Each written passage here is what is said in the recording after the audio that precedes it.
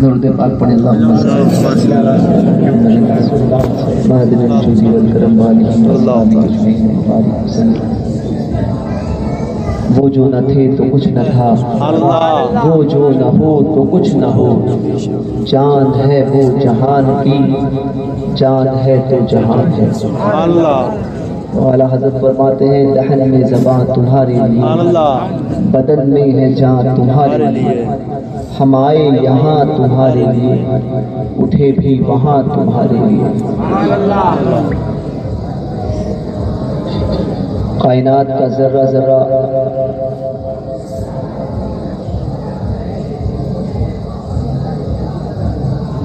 حضور کے لیے،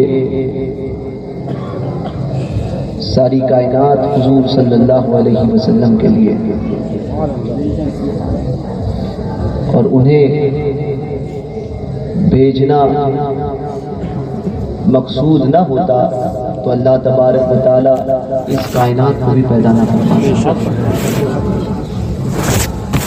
تو پتہ چلا کہ ہماری زندگی یہ ہماری نہیں ہے،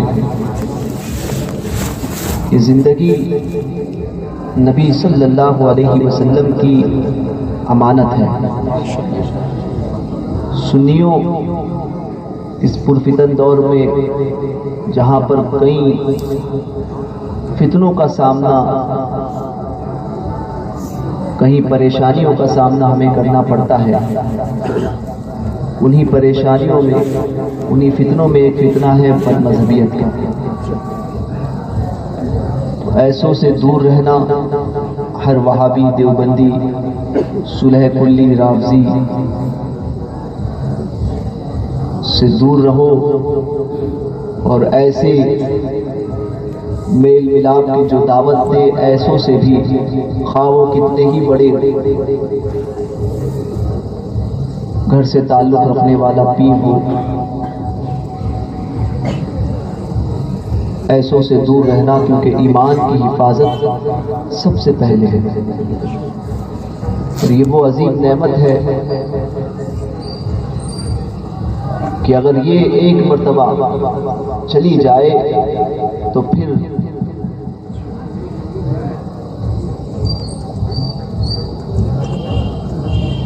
نہیں ملتی، اس کی حفاظت اپنے جان سے زیادہ کرنا۔ اور حضور صلی اللہ علیہ وسلم وہ ذات کہ انسان دنیا میں کسی سے کتنی محبت کر لے، کوئی آپ سے کتنی محبت کر لے، ہر کوئی قبر کی منزل میں آپ کو تنہا چھوڑ کر چلے جائے گا۔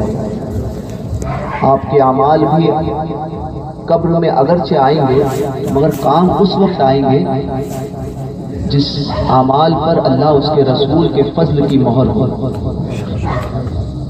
تو پتہ چلا کام آنے والی ذات تنہا حضور صلی اللہ علیہ وسلم، اعمال بھی اسی وقت کام دیں گے جب حضور سے محبت ہوگی۔ وہ نبی جو تمہارا ساتھ زندگی کے اور اس زندگی کے بعد قبر کے، حشر کے کسی منزل میں تمہارا ساتھ نہ چھوڑے، ہم ان کا کلمہ پڑھتے ہیں، ان کا نام لیتے ہیں، اور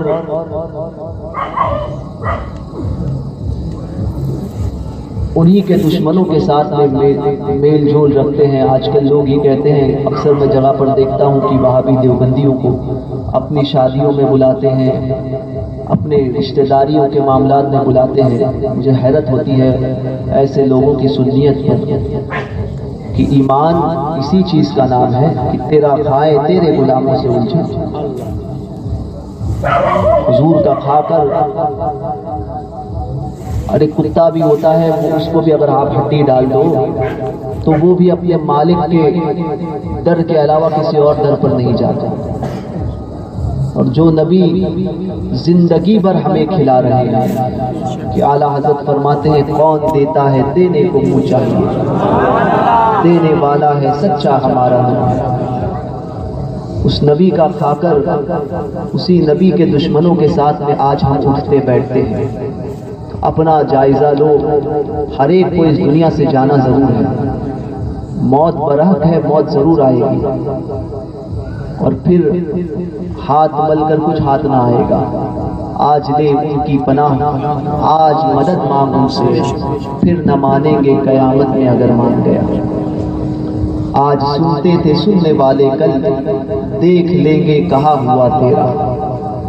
بد مذہبوں کو اپنی شادیوں میں بلاتے ہو، ان کے ساتھ میں نرمی کا رویہ استعمال کرتے ہو، مجھے بتاؤ، قاضی ثناء اللہ پانی پتی نے فرمایا تھا کہ محبت کا تقاضا یہ ہوتا ہے کہ دوستوں کے دوست سے دشمن، دوستوں کے محبوب سے دوستی، اور محبوب کے دوستوں سے دوستی، اور محبوب کے دشمنوں سے دشمنی۔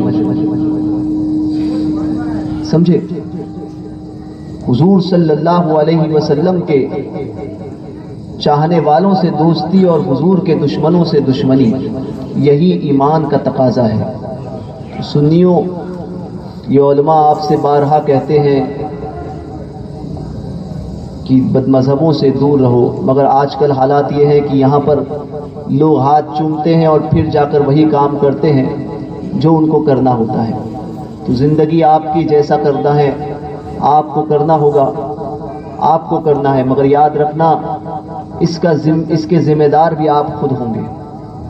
قیامت میں اگر حضور صلی اللہ علیہ وسلم نے آپ سے پوچھ لیا کہ میرا کلمہ پڑھتا تھا اور میری محبت کا دعویٰ کرتا تھا، اور میرے دشمنوں کو اپنی شادیوں میں اور میرے دشمنوں کے ساتھ اٹھتا بیٹھتا تھا، کیا یہی تیری محبت کا تقاضا ہے؟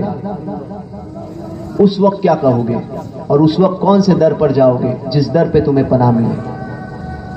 تو لہٰذا اپنا محاسبہ خود کریں، پھر کہائے باطلہ سے دور رہیں۔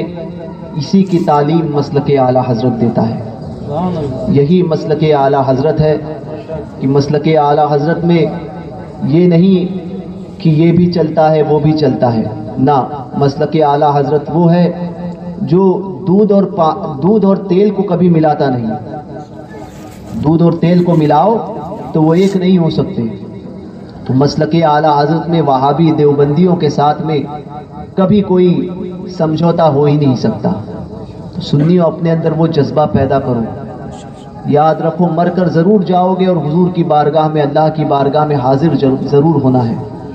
اپنے سرکاروں کو، جن بزرگوں کے نام پر آپ دنیا میں اچھلتے تھے اور دنیا میں ان کے نعرے لگاتے تھے، ان کو کیا منہ دکھاؤ گے؟ حضور غوث پاک فرماتے ہیں کہ اگر کوئی بد مذہب راستے سے آتا دکھائی دے تو اپنا راستہ پلٹ دو، دوسرے راستے سے چلے جاؤ۔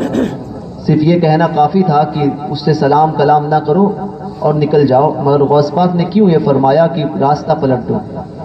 فرماتے ہیں اس لیے کیونکہ جو بد مذہب ہوتا ہے اس پر اللہ کی لعنت ہوتی ہے، اور جب تم اس کے قریب سے گزرو گے تو ڈر ہے کہ اس کے چھینٹے تم پر نہ پڑ جائیں۔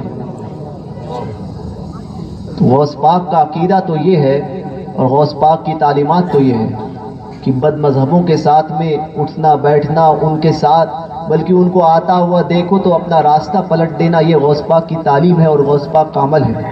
غوث پاک نے رافضیوں کے ساتھ میں، شیعوں کے ساتھ میں مناظرے کیے تھے، بد مذہبوں کے ساتھ میں مناظرے کیے، اور آج ہم غوث پاک کے مرید ہونے کا دعویٰ کرتے ہیں۔ غوث پاک سے پوچھا گیا حضور آپ کا مرید کون ہے؟ فرماتے ہیں میرا مرید وہ ہے جو ایک کام بھی خلاف شرع نہ کرے۔ غریب نواز فرماتے ہیں مرید وہ ہوتا ہے کہ جس کے دامن میں 20 سال ایسے گزرے کہ 20 سال تک اس کے دامن میں ایک بھی گناہ نہ لکھا جائے، اس کے نامہ اعمال میں ایک بھی گناہ نہ لکھا جائے، وہ ہوتا ہے مرید۔ تو آپ سوچئے کہ ہمارے سرکاروں کی تعلیمات کیا ہے۔ مجدد الفی ثانی فرماتے ہیں کوئی دن میں 1,00,000 مرتبہ درود پڑھتا ہو اور ٹھنڈے پیٹ حضور کی گستاخی کو سن لے تو اس کا درود پڑھنا اس کے منہ پر مار دیا جائے گا، اس کا درود پڑھنا اس کے منہ پر مار دیا جائے گا۔ اور ہم حضور کے گستاخوں سے، حضور کے غداروں کے ساتھ آج اٹھتے بیٹھتے ہیں۔ تو اپنا محاسبہ کرو کہ آپ دنیا کو دھوکہ دے سکتے ہو اور دنیا کے سامنے بچ سکتے ہو، مگر وہ بارگاہ اس بارگاہ میں آپ کو حاضر ہونا ہے، ضرور جانا ہے جس دن آپ کے منہ پر مہر مار دی جائے گی اور آپ کے ہاتھ اور پیر بولیں گے۔ اس دن کوئی عذر آپ کا کام نہیں آئے گا۔ اس دن جو دل میں ہوگا وہ زبان پہ آ جائے گا، جو دل میں ہوگا وہ زبان پہ آئے گا۔ لہٰذا آج لے ان کی پناہ، آج مدد مانگ ان سے، پھر نہ مانیں گے قیامت میں اگر مان گیا۔ اور انہیں جانا انہیں مانا، نہ رکھا غیر سے کام۔ سنی ایسا ہونا چاہیے، سنیت اسی کا نام ہے اور مسلک اعلیٰ حضرت اسی کا نام ہے کہ انہیں جانا انہیں مانا، نہ رکھا غیر سے کام۔ للہ الحمد میں دنیا سے مسلمان گیا۔ یا رسول اللہ زندہ باد۔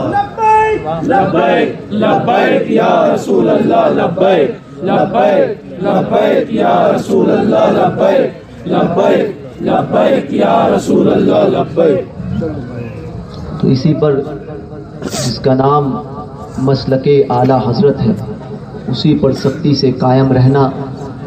اعلیٰ حضرت کے مسلک سے جو بھی ہٹا ہوا دکھائی دے، آپ کا دوست، آپ کے گھر والے، آپ کا امام، حتیٰ کہ آپ کا پیر ہی کیوں نہ ہو، اگر مسلک اعلیٰ حضرت سے عقیدے کے معاملے میں ذرہ برابر بھی ہٹ جائے تو اپنے آپ کو اس سے دور کرنا، اپنے آپ کو اس سے دور کرنا کہ ایمان ہی سب کچھ ہے، اور ایمان کی دولت وہ عظیم نعمت ہے کہ وہی تمہیں حشر میں کام آئے گی۔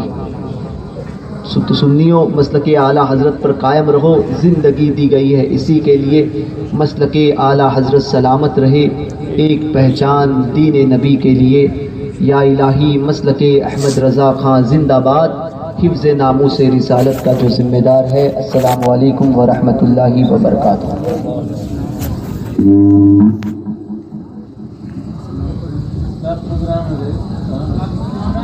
پروگرام